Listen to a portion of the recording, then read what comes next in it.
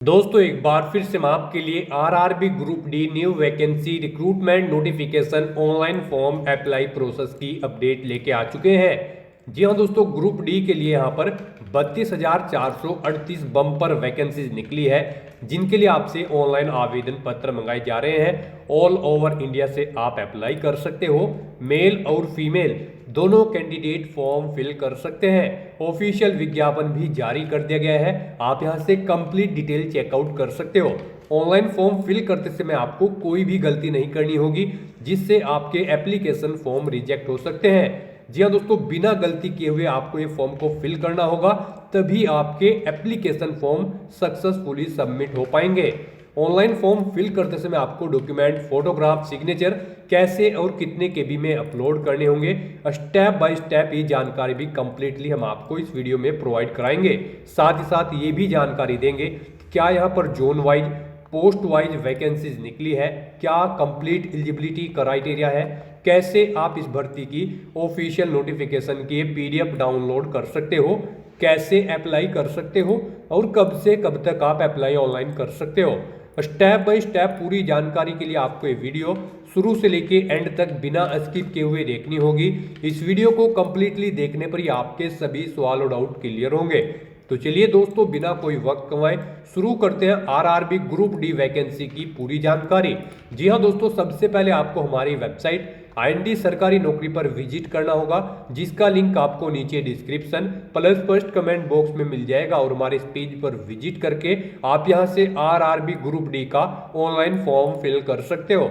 Railway recruitment board भारतीय railway RRB की ओर से ग्रुप डी के लिए 32,438 वैकेंसीज का नोटिफिकेशन जारी किया गया था, जिसके लिए अब आप ऑनलाइन फॉर्म फिल कर सकते हो बिना कोई गलती किए हुए। जल्द से जल्द आप अपने फॉर्म फिल कर दे, कहीं मौका हाथ से छूट न जाए। जी हाँ दोस्तों, पोस्ट यहाँ पर पॉइंट्समैन भी है, देख सकते हो 5,058 वैकेंसीज है। इसी तरह असिस्टेंट ट्रैक मशीन के लिए यहाँ पर 799 वैकेंसीज है। असिस्टेंट ब्रिज के लिए देख सकते हो 301 वैकेंसीज है। ट्रैक मेंटेनर ग्रेड 4 के लिए 13,187 सबसे अधिक वैकेंसीज निकली है। असिस्टेंट पी वे के लिए देख सकते हो 257 वैकेंसीज है।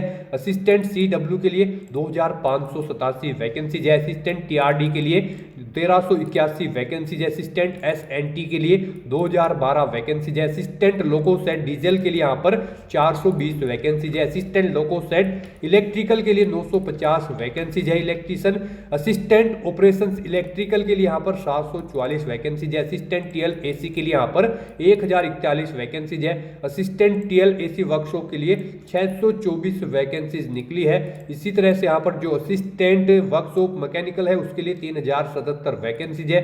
तो कुल मिलाकर 32,438 वैकेंसीज निकली है। यहाँ पर post wise vacancy check out कर सकते हो आप, जोन वाइज, कैटेगरी वाइज आपको नोटिफिकेशन से कंप्लीट वैकेंसीज की इंफॉर्मेशन दिखाएंगे। 8/2024 का ये नोटिफिकेशन है। आवेदन इसके लिए 22 फरवरी 2025 तक चलेंगे। ऑनलाइन फॉर्म फिल करने की अंतिम तिथि 22 फरवरी 2025 है। जी हाँ दोस्तों, यहाँ पर करेक्शन की डेट 24 फरवरी से 6 मार्च रहेगी। फीस पेमेंट भी आप 24 फरवरी तक कर सकते हो। 18,000 रुपए सैलरी प्रति माह के लिए प्रोवाइड करा दी जाएगी। 10वीं पास अप्लाई कर सकते हैं, या फिर आईटीआई या फिर नेशनल अप्रेंटिसशिप सर्टिफिकेट एनएससी से आप अप्लाई कर सकते हो। 18 से 36 वर्ष आयु सीमा है। 500 रुपए यूआर ओबीसी के लिए फीस है, इसमें 400 रिफंडेबल है। एससी एसटी पीडब्ल्यूडी फीमेल के लिए 250 है, जो कि टोटल रिफंड कर दी जाएगी। ऑनलाइन मोड से आप फीस पेमेंट कर सकते हो। कंप्यूटर बेस्ड टेस्ट सीबीटी के आधार पे सिलेक्शन किया जाएगा। ऑनलाइन अप्लाई कर सकते हो। ऑल ओवर इंडिया से आप अप्लाई ऑनलाइन कर सकते हो। indianrailways.gov.in या फिर rrbapply.gov.in पोर्टल के द्वारा आप फॉर्म फिल कर सकते हो। इंपोर्टेंट लिंक सेक्शन के अंतर्गत आप नोटिफिकेशन लिंक पर जैसे ही क्लिक करोगे तो आपके सामने इसकी पीडीएफ ओपन हो जाएगी। Railway recruitment board, ministry of railway, government of India की ओर से यहाँ पर ये नोटिफिकेशन जारी किया गया है। जी हाँ दोस्तों, CEN नंबर 8/2024 का ये नोटिफिकेशन है। यहाँ पर स्क्रॉल डाउन करोगे तो सबसे पहले आपको यहाँ पर डेट देखने को मिल जाएगी। इसमें आपको कंप्लीट डेट दे दी गई है। उसके बाद में वैकेंसीज की डिटेल, जैसे कि यहाँ पर 18,000 सैलरी है। 18 से 36 वर्ष आयु सीमा है। 32,438 वैकेंसीज निकली है। लेवल 1 के अंतर्गत सैलरी आपको यहाँ पर इसमें 11 CPC के माध्यम से प्रोवाइड करा दी जाएगी प्रति माह के लिए। इसी तरह से यहाँ पर आपको इस PDF को स्क्रॉल डाउन करना होगा तो आपको एज लिमिट की जानकारी दी गई है। साथ ही साथ यहाँ पर आपको क्वालिफिकेशन की जानकारी दी गई है। 10th पास ITI या फिर NSC सर्टिफिकेट से आप अप्लाई कर सकते हो। जनरल इंस्ट्रक्शंस दिए गए हैं, इनको आप फॉलो कर सकते हो अप्लाई करने से पहले। साथ ही साथ दोस्तों यहाँ पर आप जैसे इस PDF को नीचे स्क्रॉल डाउन करोगे, यहाँ पर नेशनलिटी या इंडियन सिटीजन, यहाँ पर सिटीजनशिप की आपको जानकारी दी गई है। एज लिमिट 18 से 33, 18 से 36 वर्ष है। ग्रुप वाइज यहाँ पर आप देख सकते हो एज में रिलैक्सेशन दी गई है। OBC NCL के लिए 3 साल की छूट है।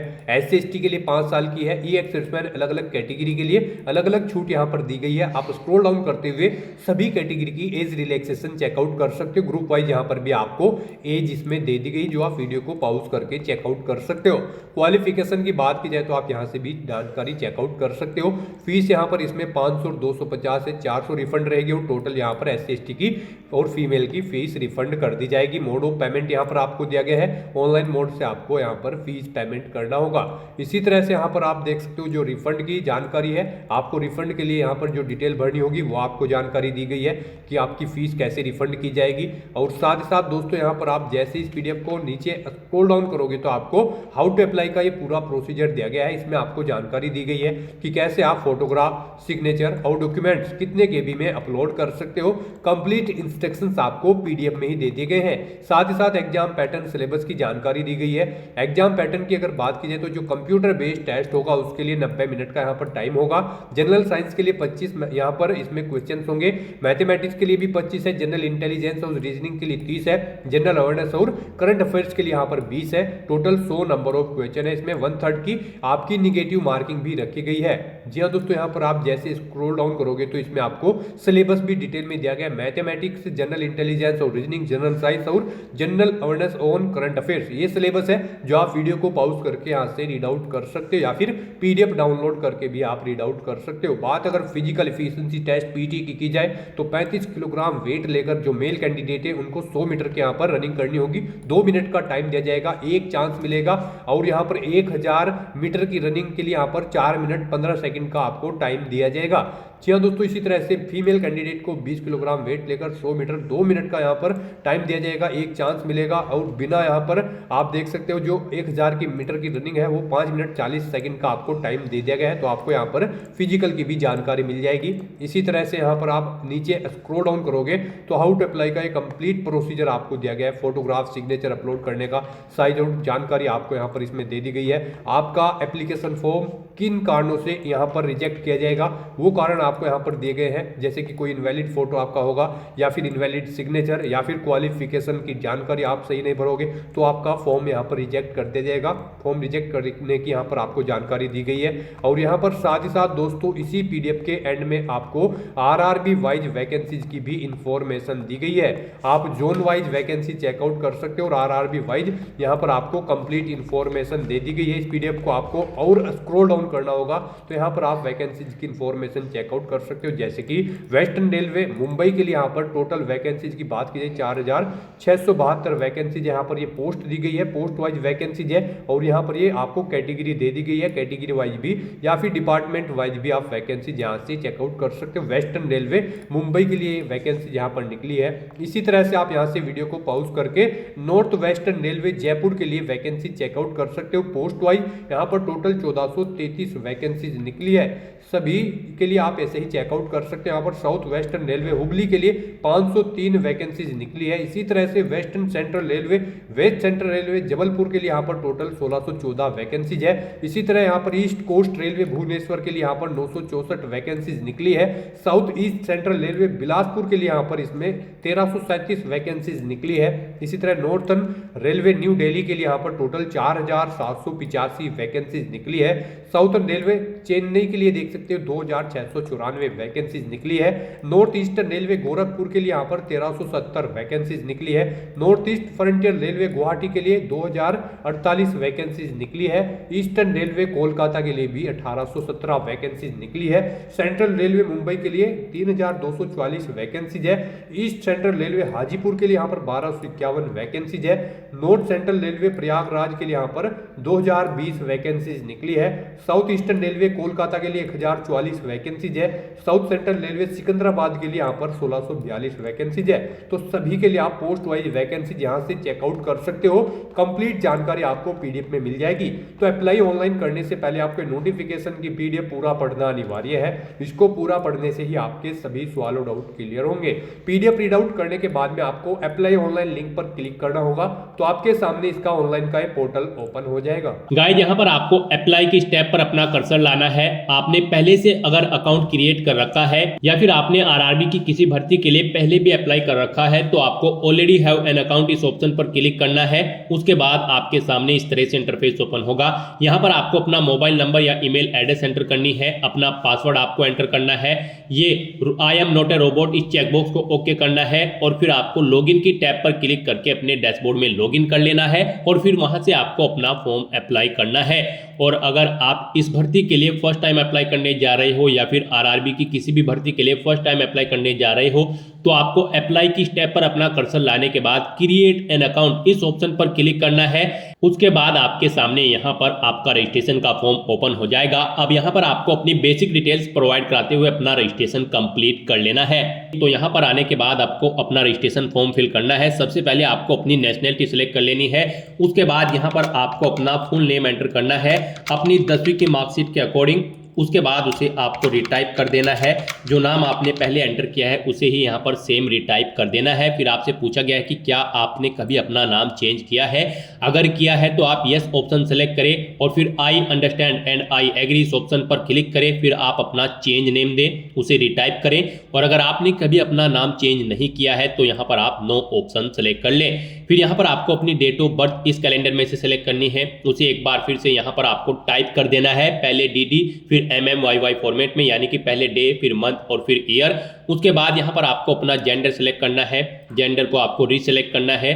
आपको अपने फादर का नाम यहाँ पर एंटर करना है, फादर का नाम भी आपको फिर दोबारा से रिटाइप कर देना है। फिर आपको अपनी मदर का नाम यहाँ पर एंटर करना है, उसे भी रिटाइप कर देना है। उसके बाद यहाँ पर आपको अपनी कॉन्टैक्ट डिटेल प्रोवाइड करानी है। यहाँ पर आपको अपना ईमेल एड्रेस एंटर करना है। फिर जनरेट ईमेल OTP ऑप्शन पर क्लिक करना है। आपकी ईमेल पर OTP आएगा, वो OTP आपको यहाँ पर एंटर करके अपनी ईमेल ID वेरीफाई कर लेनी है। फिर आपको अपना मोबाइल नंबर यहाँ पर एंटर करना है। फिर जनरेट OTP ऑप्शन पर क्लिक करना है। एक OTP आपके मोबाइल नंबर पर आएगा, वो OTP आपको यहाँ पर एंटर करके अपने मोबाइल नंबर को भी वेरीफाई कर लेना है। उसके बाद यहाँ पर आपको अपना आधार कार्ड नंबर एंटर करना है। गाइस यहाँ पर RRB की भर्तियों में पार्टिसिपेट करने के लिए आपका आधार वेरिफिकेशन अब मस्ट कर दिया गया है, तो यहाँ पर आपको अपना आधार वेरीफाई कर लेना है। फिर आपको जनरेट आधार OTP ऑप्शन पर क्लिक करना है।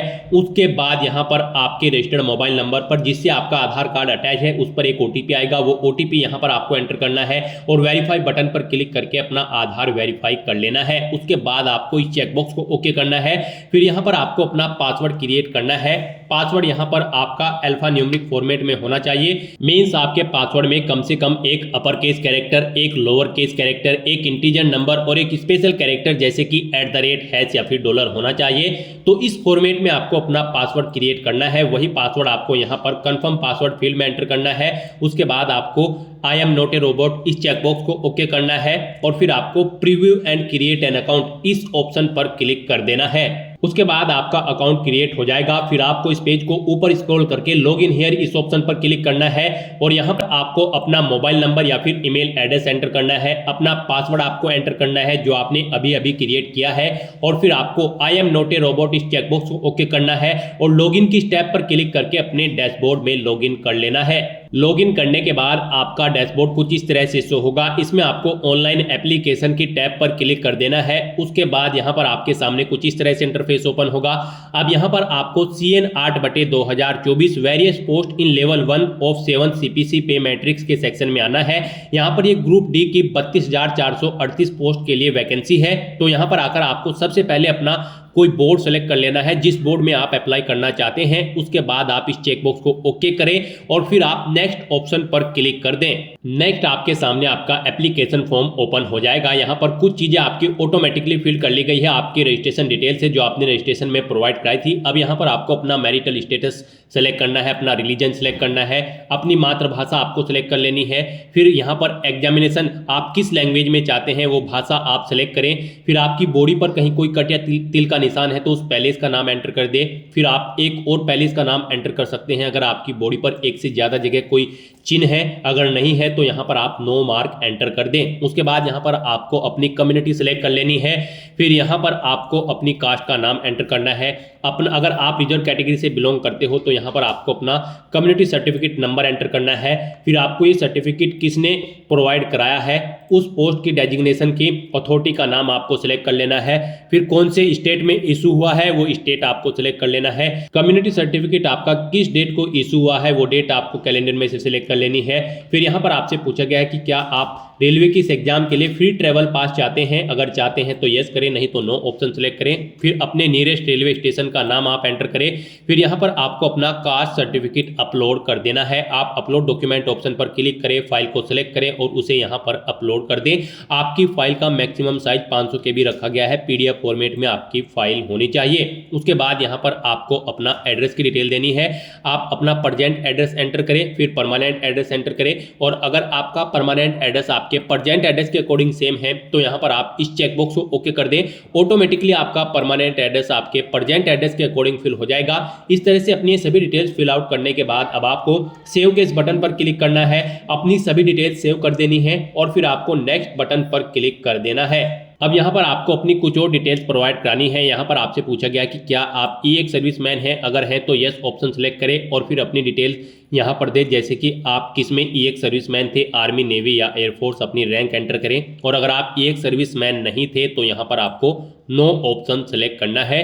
उसके बाद आपसे पूछा गया कि क्या आप बेंचमार्क डिसेबिलिटी PWBD कैंडिडेट हैं, अगर है तो यस ऑप्शन सेलेक्ट करें और फिर अपनी डिसेबिलिटी की डिटेल यहाँ पर दे। डिसेबिलिटी की कैटेगरी सिलेक्ट करें, सब कैटेगरी सिलेक्ट करें, परसेंटेज ऑफ डिसेबिलिटी दे, नेचर ऑफ डिसेबिलिटी दे और PWBD सर्टिफिकेट नंबर यहाँ पर दें और आपको इशू कब हुआ था वो सर्टिफिकेट की डेट सेलेक्ट करें। और अगर आप यहाँ पर PWBD कैंडिडेट नहीं हैं तो यहाँ पर आपको नो ऑप्शन सेलेक्ट करना है।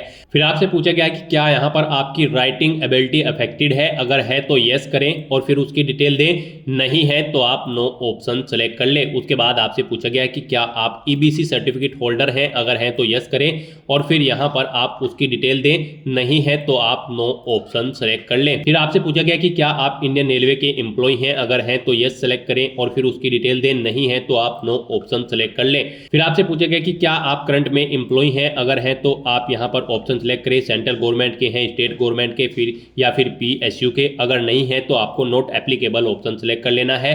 उसके बाद यहाँ पर आपको अपनी ACT अप्रेंटिस की डिटेल प्रोवाइड करानी है। यहाँ पर क्या आपने अपना ACT अप्रेंटिस का कोर्स किया हुआ है, अगर किया हुआ है तो यहाँ पर आप यस ऑप्शन सेलेक्ट करें, उसकी डिटेल दें, नहीं किया है तो आप नो ऑप्शन सेलेक्ट कर लें। यस अगर आप सेलेक्ट करते हैं तो फिर यहाँ पर आपको ट्रेड का नाम सेलेक्ट करना है। ट्रेनिंग आपने कब से स्टार्ट की है वो डेट सेलेक्ट करें, कब तक की है वो डेट सेलेक्ट करें। इनके अकॉर्डिंग यहाँ पर आपकी ट्रेनिंग का ड्यूरेशन आ जाएगा।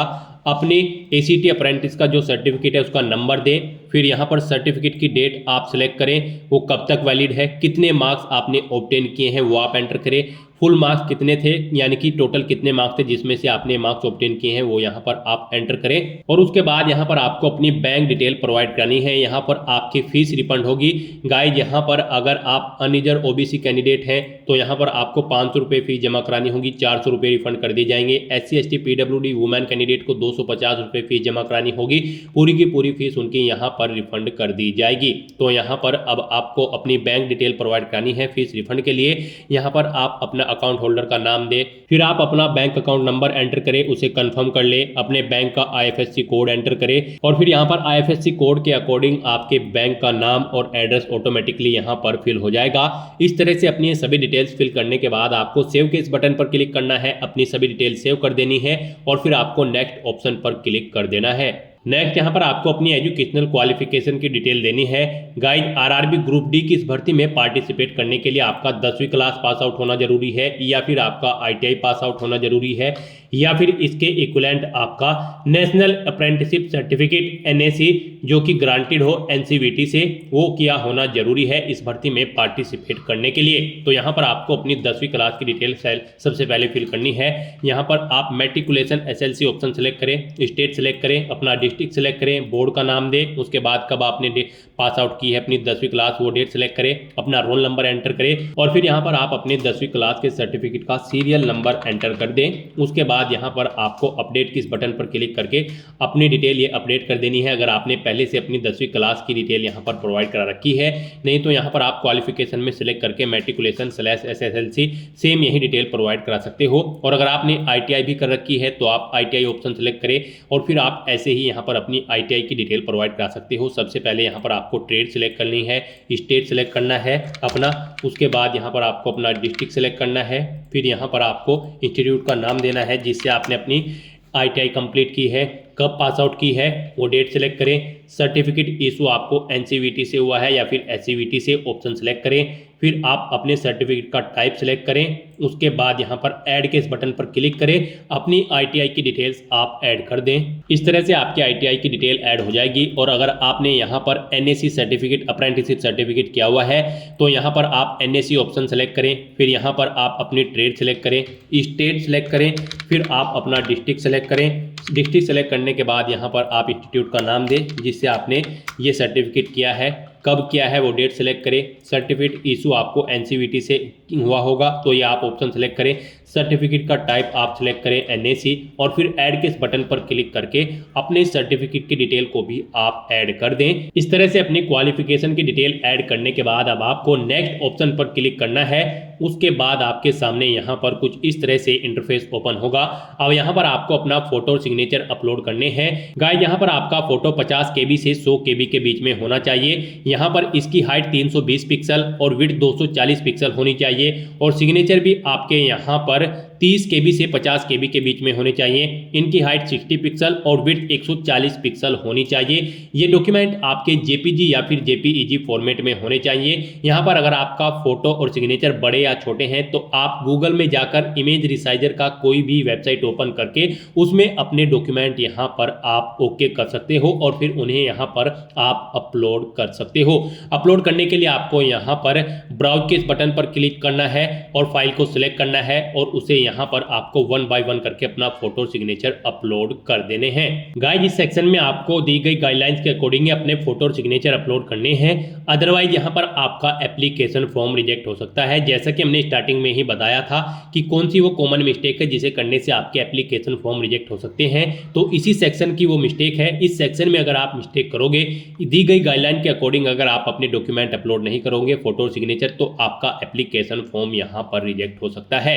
तो इस तरह से अपना फोटो सिग्नेचर यहाँ पर अपलोड करने के बाद आपको सेव के इस बटन पर क्लिक करना है, इन्हें सेव कर देना है और फिर आपको नेक्स्ट ऑप्शन पर क्लिक कर देना है। नेक्स्ट आपके सामने कुछ इस तरह से इंटरफेस ओपन होगा। यहाँ पर आप जिस पोस्ट के लिए एलिजिबल हैं आपको यहाँ पर वो शो कर दी गई है। मान लीजिए आप यहाँ पर किसी और पोस्ट के लिए अप्लाई करना चाहते हैं तो फिर आपको अपना RRB चेंज करना होगा। स्टार्टिंग में ही यहाँ पर जिस RRB को आपने सिलेक्ट किया है और आपकी एलिजिबिलिटी के अकॉर्डिंग यहाँ पर आपको पोस्ट शो कर दी गई है। आप इस पोस्ट पर एलिजिबल हैं अप्लाई करने के लिए। ये पोस्ट आपके RRB और एलिजिबिलिटी के अकॉर्डिंग यहाँ पर शो होगी। अगर आप और पोस्ट के लिए अप्लाई करना चाहते हैं तो फिर आपको अपना RRB चेंज करना है और अपनी क्वालिफिकेशन उसके अकॉर्डिंग देनी है, फिर आपको यहाँ पर वो पोस्ट भी शो कर दी जाएंगी। तो यहाँ पर अब आपको अपना पोस्ट सेलेक्ट कर लेनी है। यहाँ पर आप प्लस के इस बटन पर क्लिक करें और इसे इस सेकंड कॉलम में ऐड कर दें। यहाँ पर आप प्रेफरेंस भी सेट कर सकते हैं। अगर आप मल्टीपल पोस्ट यहाँ पर आपके सामने आती है तो आप उन्हें यहाँ पर जिस पोस्ट को पहले नंबर पर प्रेफरेंस देना चाहते हैं उसे पहले सेलेक्ट करें और यहाँ पर ऐड कर दें, जिसे सेकंड देना चाहते हैं उसे सेकंड नंबर पर सेलेक्ट करके इधर ऐड कर दें।